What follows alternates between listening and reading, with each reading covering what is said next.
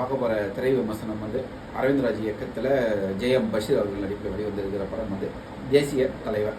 அதாவது பசுமன் முத்துராமலிங்க தேவர் அவருடைய வாழ்க்கை வரலாறு வந்து அரவிந்த்ராஜ் வந்து எழுதி இயக்கியிருக்கிறார். இந்த படத்தோட ஆரம்பத்திலே வந்து அரவிந்த்ராஜ் வந்து ஒரு டிஸ்க்ளைமர் போடுறாங்க. என்ன அப்படின்னு சொன்னால், இது வந்து தேவரையா அவர்களுடைய வந்து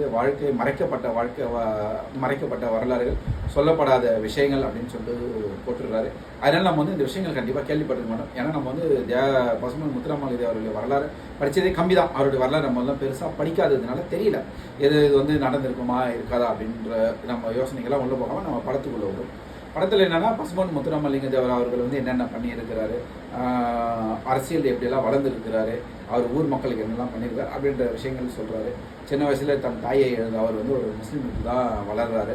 அவங்கள தான் அப்பா அம்மாவை நினச்சிட்டு இருக்காரு. வாழ்நாள் முழுக்க வந்து பெண்களுடைய இதுவே இல்லாமல், தனக்கு உடம்பு சரியில்லைனா கூட தன் மேலே ஒரு நர்ஸுன்ற ஒரு பெண்ணை அவங்களோட கையை மேலே படக்கூடாது அளவுக்கு அப்படி ஒரு உன்னதமான ஒரு வாழ்க்கையை வாழ்ந்துட்டு இருக்கிற அவருடைய வாழ்க்கையை வரலாறு. அது அவருடைய அரசியல் வாழ்க்கையில் நமக்கு தெரியாத ஒரு விஷயம் வந்து, காமராஜருக்கு அரசியல் வாழ்க்கையில் பிள்ளையார் சொல்லி அவர் தான் வந்து பிள்ளையார் சொல்லி போட்டு அவருக்காக வரி கட்டி ஒரு ஊரில் வந்து ஒரு சின்ன எலெக்ஷன் அவர் வந்து நிற்க வச்சு ஜெயிக்க வைக்கிறதே வந்து பசுமன் முத்துராமலிங்க தேவர் தான் அப்படின்ற மாதிரி வரலாறுல சொல்லியிருக்காரு. நம்ம இது வரைக்கும் அது கேள்விப்படலை.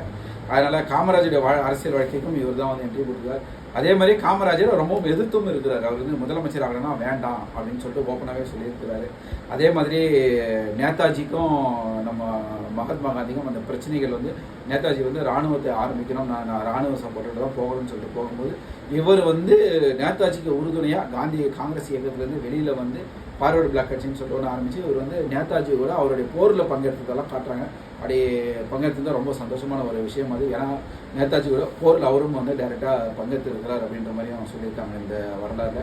காந்தியையும் பயங்கரமாக எதிர்த்துருக்கார். அதே மாதிரி இன்னொரு விஷயம் வந்து அரவிந்த்ராஜ் வந்து உடைச்சிருக்கிறாரு. நிறைய விஷயங்கள் உடைக்கல, அது வேற விஷயம். ஏன்னா அவர் வந்து இங்கே இருக்கிற பாலிடிக்ஸுக்கு ரொம்ப பயந்துருக்கிறாருன்னே தெரியுது இயக்குனர்.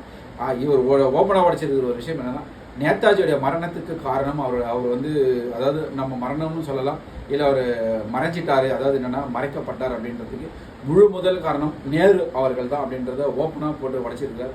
காங்கிரஸுடைய தகுத்தங்கள் எல்லாத்தையுமே போட்டு உடைச்சிருக்கிறாரு. இதில் அந்த விஷயத்தில் தைரியமாக பாராட்டலாம். ஆனால் இங்கே தமிழ்நாட்டில் அவர் வந்து கடவுள் இல்லை அப்படின்னு சொல்கிறவங்க அவர் இருந்த வாக்குவாதம், இங்கே லோக்கலில் இருந்த அரசியல், இது எல்லாமே வந்து அரவிந்த்ராஜ் வந்து பயந்துருக்கிறார். இங்கே லோக்கல் அரசியல்வாதிகளுக்கு பயந்துருக்கிறார் சொல்லலாம்.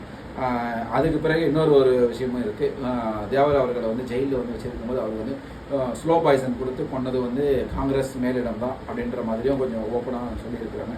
இந்த விஷயத்துக்கெல்லாம் அரவிந்த்ராஜை பாராட்டலாம்.